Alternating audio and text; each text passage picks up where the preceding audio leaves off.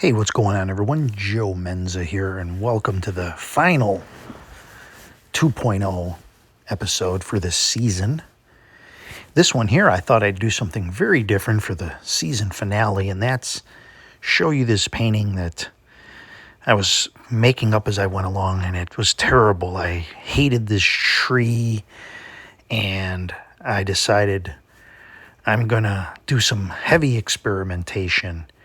And I took my bleed proof white, Doc P.H. Martin's bleed proof white. Comes in a little jar. It's about $10.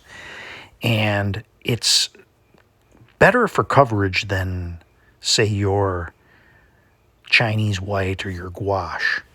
If you want to go over whole areas and kind of start over again.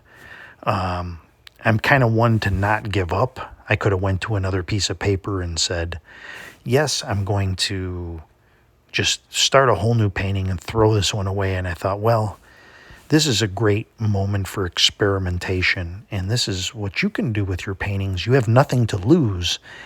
And through experimentation, you will find that it becomes a learning tool. So I started kind of dabbing away at this area. I didn't like the way I had the tree on top of this area that was in the back. And at some point I just got, let's say, frustrated. And I thought, you know what? Let's just take this whole tree out. So that is what I did. I kind of liked the way it was on the left side. I had something kind of going there. I liked the colors that I had. But this tree was just so dominant and taking up everything. So as I was trying to work something here, I thought, you know, this whole tree, it's just not working. I wanted to keep a little bit of that pinkish light at the bottom. But I thought, this is a good time to try. I've used white, such as the bleed-proof white, you can use it to kind of correct areas or go over little things, or, you know, it's last-minute ditch effort to save something in a painting. But I thought, what would happen if I used it almost like a, starting over, like a new coating of white, and then going over the top. And then I thought, well, I'll extend it over into the clouds. So I got my fan brush out, and I thought, well, I'm going to cover this whole area, and let's see what happens. Now, mind you, at this point, I don't exactly know what I'm going to do. I'm just kind of filling this in, and I'm just covering this whole area that I don't like.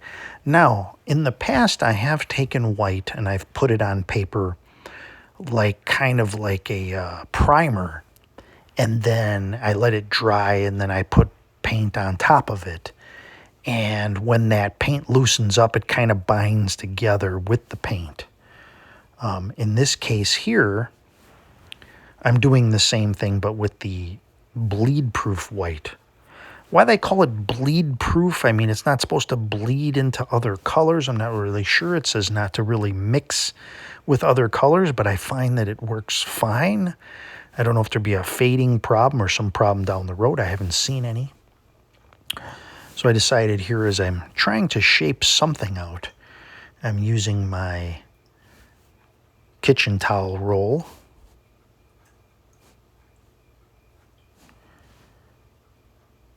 And what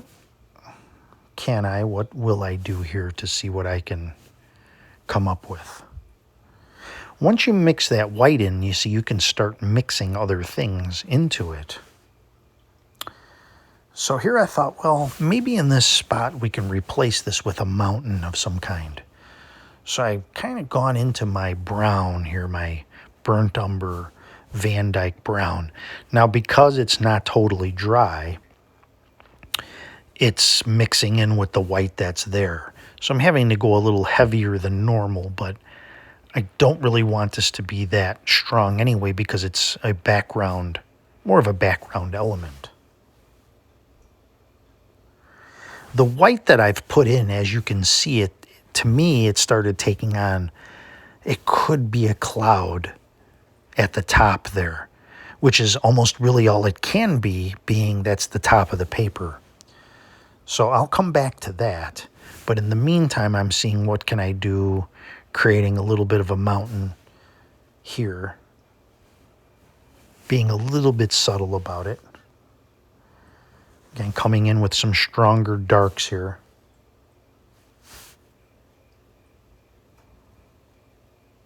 Sometimes these experimental things, they come out better than anything you could have really hoped for. So you can see with this white in here, it's almost taking on a pastel or a chalky effect. Now, when I've used Chinese white or even gouache, it tends to do that more so. The bleed-proof white seems to just kind of lighten things up a bit. And you've seen me use this bleed. So here now I'm just doing a little bit of sort of sculpting. I'm seeing where can I go with this mountain here. I've gone with this darker range with the idea that I'll put some white on top of the mountain itself. At this point, I can't really scrape. I can't really like lift anything out. I've just done too much in this spot. As you can see, I'm trying to do a little bit here, but it's going to require me going ahead and using that white on top. So I'm just going to get the shape of these mountains, get them in here, and then I'll come back with that. I can lift a little bit out using the tissue, you see. But what's underneath there may not cooperate. It doesn't look too bad, but I think it's going to need a little bit more something for me.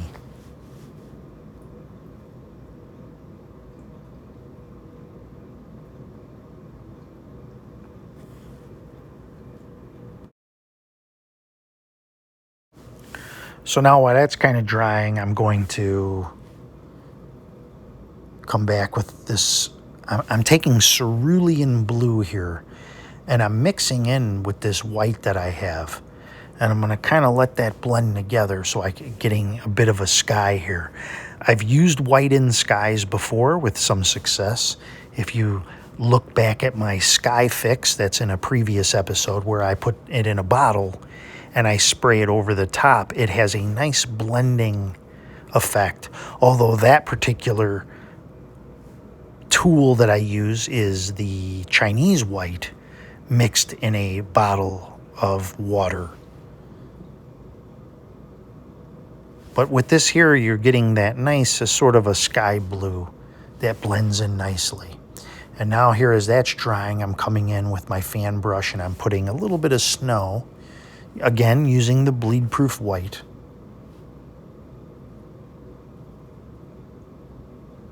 And try to make these mountains a little bit pointier.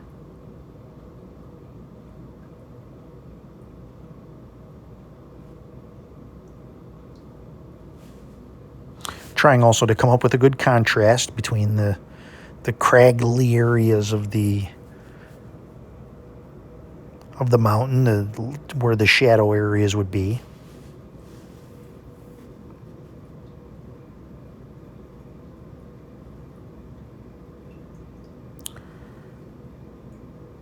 Adding a little bit more shadow inside here.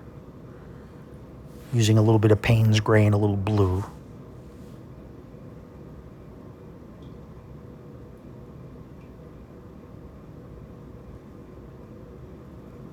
Now, one might say this is fussing, which we try to avoid not fussing, but it's through if you go back, you look on my channel and you watch videos going all the way back to the beginning, you see this process that I've kind of ironed out, where in the beginning I would paint something and I would be reluctant to change anything. I thought what you had is what you got.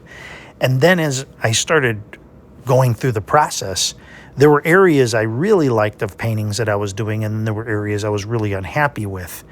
And I got that mindset of, well, what do I have to lose if I go in and I change this or I change that or I try to lift something out? And it was there that I learned how far you can push this medium. Now, again, I'm just going in and sculpting out this mountain.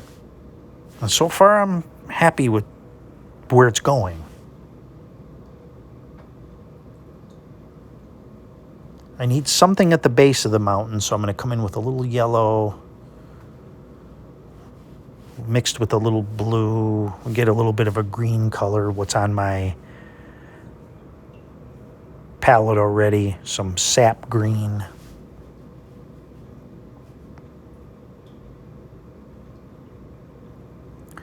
And just kind of putting that in there. There's not a lot of water on my brush now, very little, as a matter of fact, especially with these stiffer fan brushes.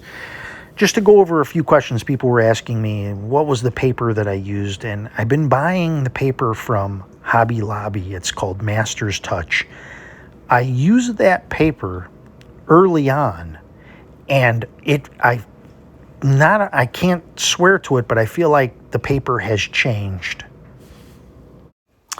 Okay, so real quick, I'm putting in these trees using a darker green, yellow, blue, maybe a little sap green mixed in. But I feel like the paper, I was saying, I feel like the paper for the Master's Touch has improved. It's at least, it works out to about $1 a sheet for 11 by 15, and it says it's artist grade. I know a lot of things they put artist grade on there, and they're not really like artist grade. I mean, everybody tries to say that. But I like the way this paper, it's durable. It can handle my scraping and scratching. And I like when it dries, it almost has this like leathery appearance. I don't know how to really describe it. Here now, okay, so over this white here, now this had a little chance to dry. I'm starting to put in a little foreground color here just to do some grass or something, you know, just to create these distance layers, this being the closest to me. If you buy from, this is a United States based, obviously, United States based store, I believe, Hobby Lobby. If you wait till it's on sale, you get buy one, get one free, which works out to about 50 cents a sheet. And, you know, some people like it, some people don't. Some people want to go with the 100% cotton. For me, the 100% cotton paper is nice. I mean, it does a nice job, but for like doing demos and things like that, I just don't feel like for the type of painting that we do, this fast and loose, and I use a lot of paint, I don't really feel a need for the most expensive paper. I'm enjoying myself. I'm having fun. And I think that's what it's all about. And I know that when people follow these demos or when they try themselves, a lot of people are going to go to places like Hobby Lobby and Michael's, and they're going to buy what they have, and they're not going to want to put out initially the most expensive tools and brushes and things like that. And I think we show here that none of my brushes are expensive. And if you think what I turn out looks pretty decent, then I have those results. I feel like you can buy student grade paint. The Hobby Lobby paint works just fine for this. Obviously, better brands, I think they do have more intense colors and pigments. The Core paint, the QOR, it's called Core, and then Daniel Smith, and those more expensive paints, they are really great paint. But I know a lot of people aren't going to go out and spend $200, $300, $400 on all this and get an easel and, you know, jump right in. So you should see what results you can get, you know, with what I'm using. I'm going to put some trees over on the side. You can see I'm doing a little pine tree here, and I did one in the middle there, a shorter one. So I didn't want to block the mountain in the background. So you can see we've totally removed that giant tree, that eyesore of a tree that was taking up almost the whole painting. So we have the power to move mountains, or at least replace trees with mountains. This can be anything you want to be. You can do this, and that's been my whole thing all along. My whole thing is I discovered this awesome hobby at a later age, and I think a lot of people do. I think looking at my demographics from people that view my videos, a lot of people come to this in their late 40s, 50s, or older, and people feel like I don't have a lot of time to work on getting these kind of results. So if you can see how I do things and it can shave some time off, and you can also feel like that you can do this. If I can do this, I don't have a lot of patience. My early paintings were not, they looked very crude. I didn't feel they were worthy for someone to even hang on a refrigerator. And I think if I could show some results, I think there's people out there that can do not only as good as I can, but better. So don't be afraid to try things. Don't be afraid to make a mistake. And have fun with it. Put on your headphones. Play music that you like. Tell yourself that you are an artist. You are a great artist. And what you're doing is artistry. What you're doing is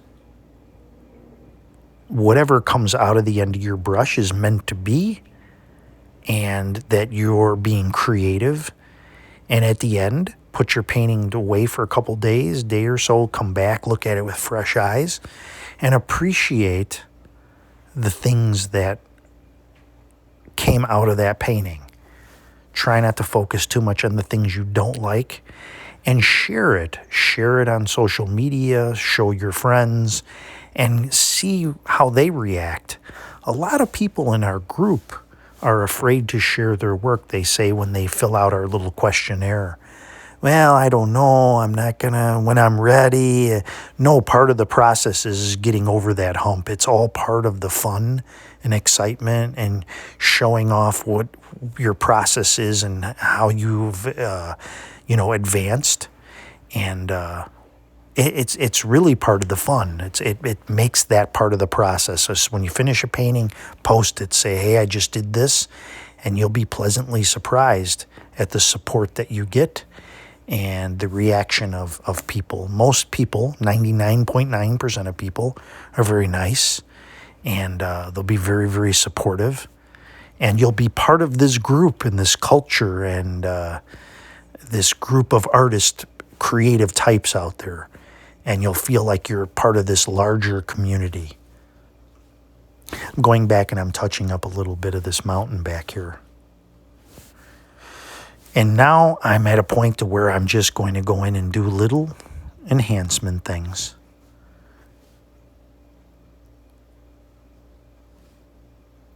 Spraying. I've sprayed. Now I have this bottle of rose color, and I like it for warming things up. It puts a little pink in there, and when it dries, it just gives the right amount of warmth. And someone asked me about that too. Do I just use regular paint? Yes. As a matter of fact, I'll use cheap paint. Not expensive paint, but I'll squirt in my spray bottle about an inch of paint from the tube. I'll fill that bottle up about halfway with water and shake it really good. Scratching in a few little branches here. Have fun. Make this your hobby, even if you only paint once a week, where you sit down, you get out your supplies, you put on your headset, you listen to music, and you decide, I'm going to just have this escape. It's escape from the news, what's going on in the world, whatever is creating any anxiety that you might have. And you're just going to focus on doing this for your half hour to an hour. And I think you'll really enjoy it if you give yourself a chance. That's it. I thank you so much for watching and supporting me. There'll be more videos over on the Patreon and member side. Season 3 that's coming up soon, my 3.0 series, I will have some new things, new studio room, and hopefully better lighting and better sound and new and improved. So we'll see you then. Thanks, everyone.